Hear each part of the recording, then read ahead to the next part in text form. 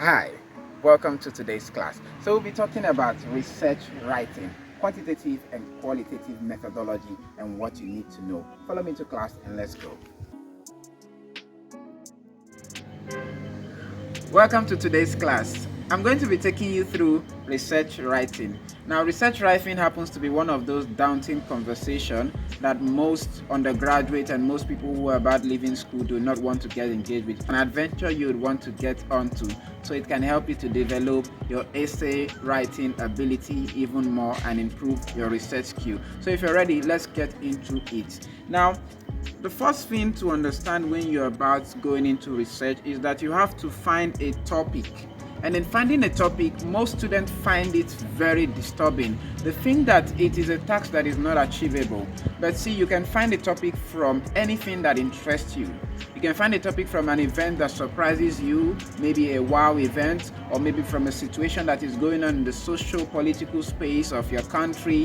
Whatever interests you, just find an angle that is interesting and researchable into it. And how do you do that? The first thing you need to understand is that your topic has to be simple. Whatever topic you're finding has to be simple. Some students get it wrong at this point.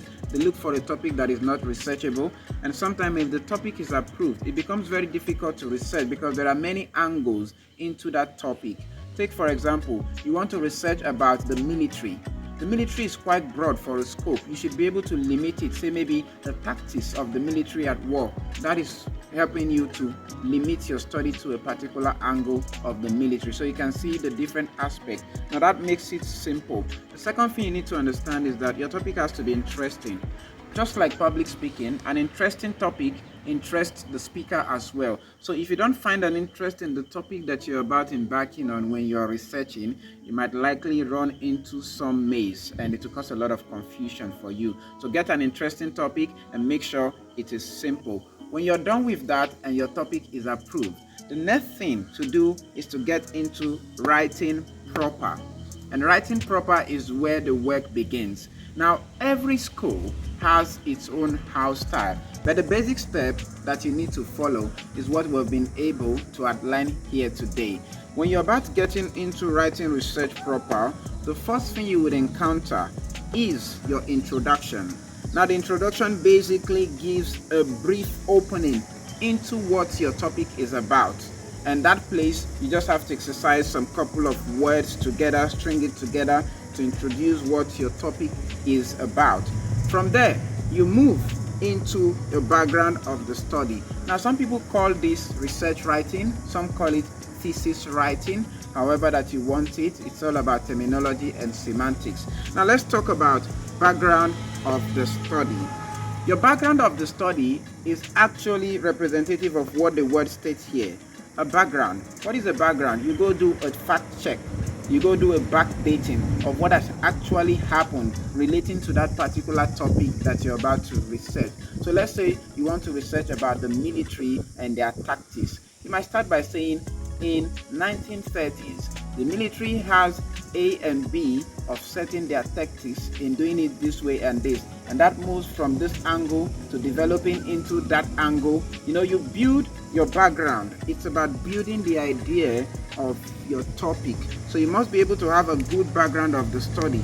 And your background of the study at the end of the day would come to a conclusion that would enable you or your supervisor to know that you've been able to build a logical argument for the topic that you're about to research on. So that is something that you must do. It takes a lot of refining process. What I do advise to students is that when you're about writing your background of the study and you are done, make sure to give it to a more experienced person. They can be able to help you review it, tell you where you've missed out and where you have lacunas. You see, proofreading is what you cannot do away with, because sometimes you write and you think that it is logical enough and it is complete, but the person brings a second thought to it and they are able to proofread for you. They find some lapses and lacuna in the work. So you must be able to allow people to do a proofreading for you to also ascertain if the work is tying logically. So learn to trim your work. Sometimes you can cut, add and remove certain aspects, especially at the background of the study. This is very, very important for any researcher to start with. The next item you're looking at is your statement of the problem. Now, this brings a lot of trouble to most newbie researchers, and that is because they are not able to establish a statement of problem that is holding to support the topic. You must be able to find a problem for the topic that you are about researching on. So let's say you're talking about the perception of a people of a particular community towards government intervention as regarding flood in that community. You must be able to talk about the fact that, of course, you have to build an argument, still talking about a statement of the problem, that people have experienced flood from this year to that year, and it has caused such damages, it has led to loss of life and all of that. However, the government has intervened, but it seems what the government is doing is not enough, and this calls for a proper study in order to find out from the people about what the government is actually doing. That is an enablement into your statement of the problem. So you see that when you come to that ending or landing part where you talk about finding out from the people their perception on the intervention of the government, you've been able to establish a statement of the problem. So your statement of the problem is very, very important, and it will be your launch pad into other parts of the work. Now, if you've been able to follow this far, make sure to subscribe to this channel, turn on the notification button, like, and also drop your comment. After you had finished establishing your statement of the problem, it is now like a thread. You know how you remove the thread from the roller? Now you need to move to the objectives of the study. And how would you get your objectives of the study? You draw that from your statement of the problem. Now, there are usually preliminary statements that you give before you launch into your objective. The infinitive word to, which means your objective would run as to ascertain, to establish, to define. You'll be seeing the same example of papers that I've published on the screen to explain to you. So your objective has to run that way. Now, in order to avoid the replication of saying to ascertain, to define, to find out, you just have to state it briefly as a preliminary statement before you start writing out your objectives of the study. You can say the objectives in this study have been set to. That to alone, you then put your colon and you leave it at that, and you begin to outline them using the numerals to list them. So if you've been able to outline your objectives, which you had drawn from your statement of the problem, it is now time to move to the next phase. And the next phase is converting those objectives into research questions. So it's very simple. All you just have to do is to look at your objectives critically. Then you think of how you can turn them into questions in such a manner that you would not miss the nitty-gritties that are written in the objectives. So take, for example, one of the objectives we'll be setting is to ascertain if government intervention is enough for Egbeda community, as the case study here. Now, if we to convert that into a research question, you can say, what is the level of government intervention in Egbeda community? You can see that has been converted into a research question. So all you just have to do is to basically convert. Then, of course, you add your traditional question mark at the end. After your research question, you then move to the next phase, and that is your significance of the study.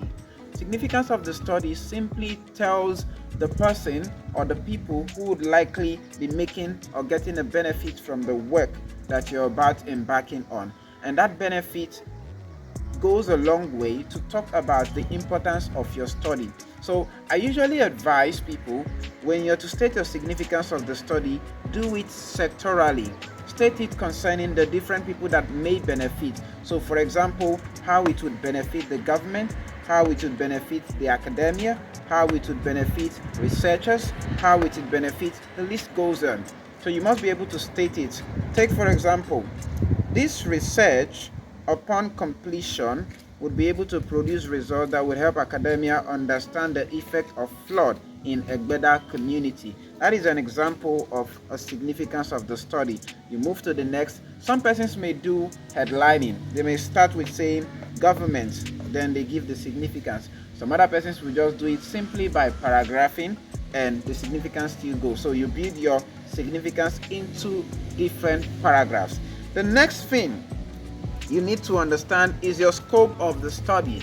Your scope of the study is simply the parameter within which a study will run. So you might likely say the scope of this study has been restricted to looking at how River State University students use phone on campus, or how they get to stream on online platforms. So you can state that sometimes the scope of the study can also include the location within which it ends. Remember, I talked about perimeter. So that is for your scope of the study. I'll be telling you more about research writing in the next episode of this video.